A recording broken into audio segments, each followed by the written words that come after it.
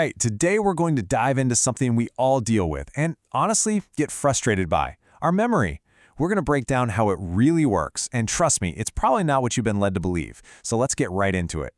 So let me start by asking you something. Have you ever walked into a room and completely forgotten why you went in there? Or maybe you forgot a name, like 2 seconds after you heard it, and you just thought, I just have a bad memory. Yeah? If you're nodding along, you are definitely not alone. And that leads us to this really common idea, right? This belief that memory is just a fixed talent. You're either born with one of those incredible elephant-like memories, or, well, you're not. It's like a genetic lottery, and hey, some of us just didn't get the lucky ticket. Well, here's the good news. That whole idea is completely wrong. It's a myth, plain and simple, and it's a misconception that actually holds us back. So you know what? Let's do ourselves a favor and just forget that idea for good. So in this first part, we're going to tear down that old way of thinking. The problem isn't that your brain is some kind of leaky bucket.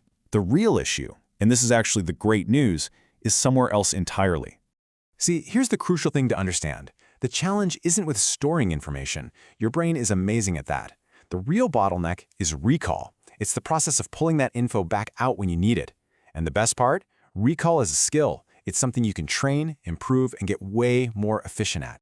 And that changes everything, doesn't it? The goal isn't to magically get a better memory. No. It's about being smarter about how we file things away in our minds in the first place. If we can learn to control our own mental archiving system, finding those memories becomes incredibly easy. So how do we actually do that? Well, the most efficient way is always to work with our brain's natural tendencies, not fight against them. And it turns out our memory is built on 3 really powerful natural pillars. Let's take a look.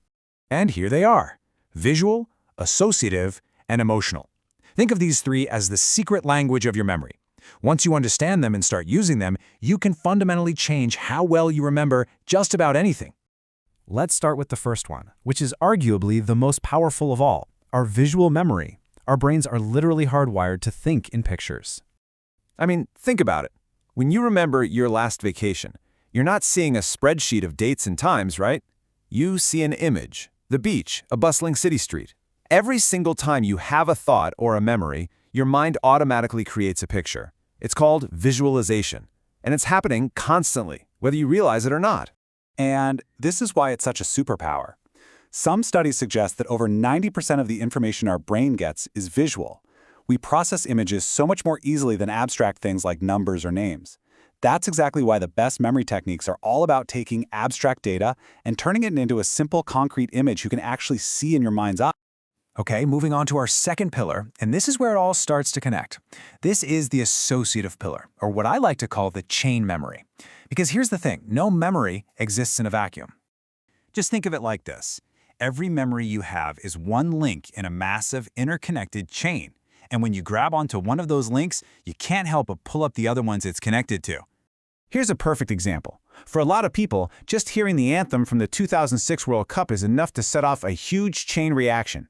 First, you hear the song. That's the first link. Then, boom, your mind is flooded with images from the games, the big plays, the final win. And right behind those images comes the third link, that powerful feeling of excitement and pure joy from that summer.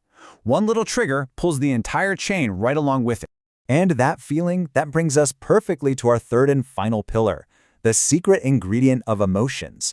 This is what makes a memory truly stick around for good. You see, our brains are designed to be efficient, to save energy. So they don't waste precious resources remembering every single logical, routine, or boring thing that happens.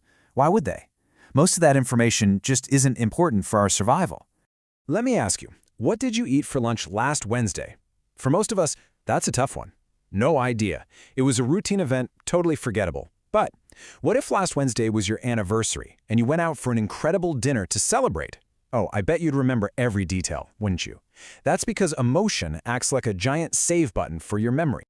And this is really the key. The memories that last a lifetime are the ones tied to a strong emotion, joy, surprise, even fear. Our brain is programmed to prioritize anything that breaks the pattern. So the more creative, the more paradoxical, or the more emotionally charged something is, the more deeply it gets carved into our memory. So let's bring this all together. Memory isn't some gift you're either born with or you're not. It is a skill you can develop. And the way you do it is by using these 3 pillars we just talked about: You turn information into images to work with your visual brain. You create links between new ideas and things you already know to build that associative chain. And finally, you connect what you're learning to a story or an emotion to really make it stick. So I'll leave you with a question to chew on. The next time you need to remember something important, or you have a big idea to share, don't just cross your fingers and hope for the best. Instead, ask yourself, how can I make this visual? How can I connect it to something else? And how can I give it an emotional punch? How will you make your next idea unforgettable? Thanks for tuning in. Congratulations on completing the module. Continue learning with Salyvan Academy.